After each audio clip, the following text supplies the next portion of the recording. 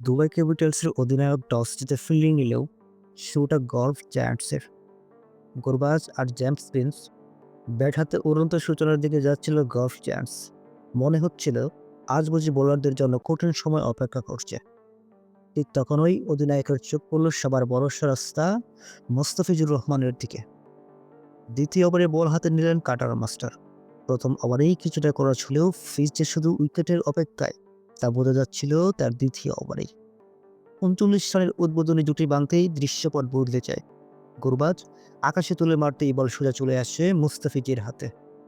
নিজেই ক্যাচ, নিজেই উদযাপন। মুহূর্তে শারজা স্টেডিয়ামে উত্তেজিত হয়ে যায়। এরপর উইকেট পড়লেও আজমতুল্লাহ উমরজাইকে নিয়ে বড় জুটি গড়েছিলেন জেমস প্রিন্স। ম্যাচটা আবার গল্ফের দিকে হেলে যাচ্ছিল।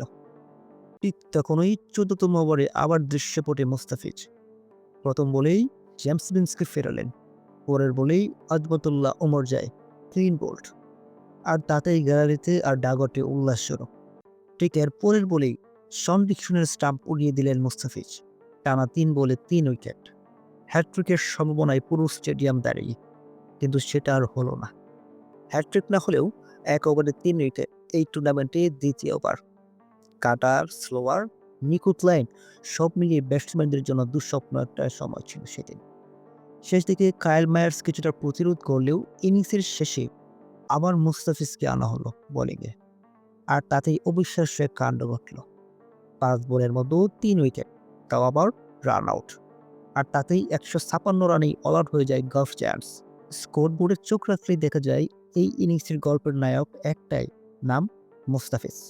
৩.৫ ওভারে ৩৪ রান দিয়ে ৩ উইকেট, কিন্তু সংখ্যার বাইরেও প্রভাবটা ছিল বিশাল। ওইদিন চাপের মুহূর্তেও ম্যাচ ভেঙে দিয়েছেন মুস্তাফিজুর রহমান। জবাবে রান তাড়া করতে নেমে শায়ান জাহাঙ্গীর আর রবম্যান পাওয়েলের ব্যাটে ধীরে ধীরে জয়ের পথে এগোয় দুবাই।